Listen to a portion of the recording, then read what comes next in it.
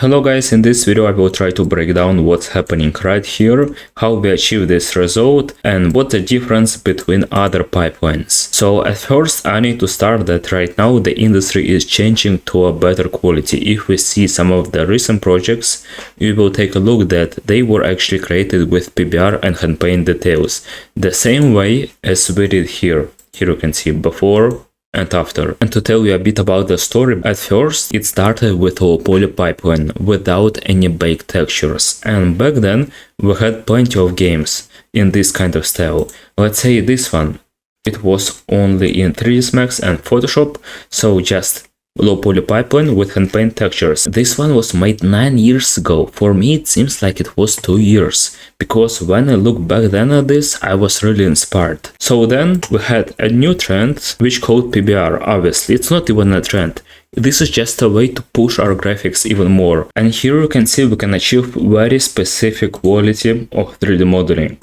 And of course, every time in the modern industry, we need to use maps like roughness, metallic, emissive, any kind of additional maps. And we need to set up it in Unreal Engine or Unity. And of course, we need to set up lighting in the game engine. So the approach changed a bit. It's completely different from low poly. And now we also have completely different pipeline from this. If we take a look at projects like Wayfinder, Ruin King, this way we can achieve the highest quality ever in the industry. Take a look at this one. This is PBR and hand painted, and this is exact way that we did here. So of course everything will start with ZBrush, with sculpting, and we need to have very detailed sculpt, as you can see. Only then we need to make retopo. For this one we need to bake all of the details, eventually put it in Substance Painter and create color base like this one. You need to keep it very organic without of the very sharp edges. Here you can see how it looks. You can make it with light generators or with simple diffuse. You can see it's kind of finished.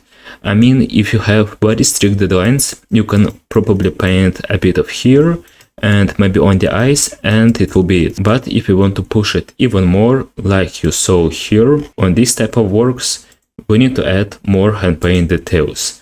We use 3D Code and Photoshop for this one. You can try also Substance Painter and Blender as alternative, and in this case it's actually pretty detailed, as you can see, especially on the eyes.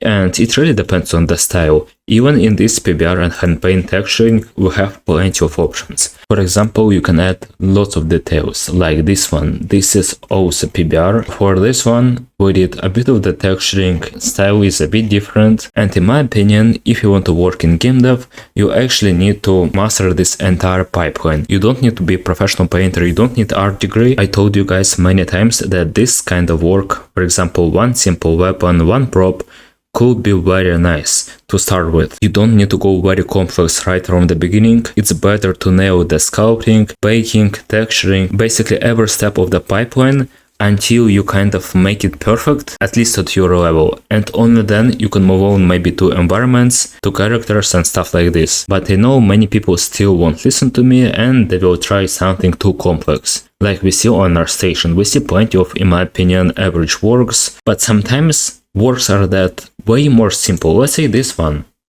Yeah, so even if you create something like this, it could be completely enough to get a job in the game dev. Ideal work, in my opinion, for junior or middle 3D artists in the industry. This model was made by N-hance Studio artists. We have connection to all of them, to sculptors, people who will create topology, textures, and we have connection to our own school. We created few courses where you can learn this entire pipeline, especially on programs with feedback and mentorship, like we did with Pavel right here. And by the way, in this case, we had to learn how to create color base, textures, PBR render from complete scratch, and also fix some of the sculpting techniques. So if you're a beginner, in 3 months you can get to this result realistically. If you already have experience, of course it will be way faster for you to push it.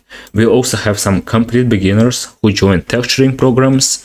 We also have 3D art program and character art program. We make sure you master this entire pipeline and we pay attention to the students. If you go to my station, you go to likes, you will see all of these works. Guys, you can check the description to enroll to any of these programs with current discounts, and if you're looking for one-on-one mentorship on your specific works, you can message her first, because we have different options, with feedbacks from N-hance Studio artists, with course, on a full 3D pipeline, and even on game development. That will be it, guys. See you soon.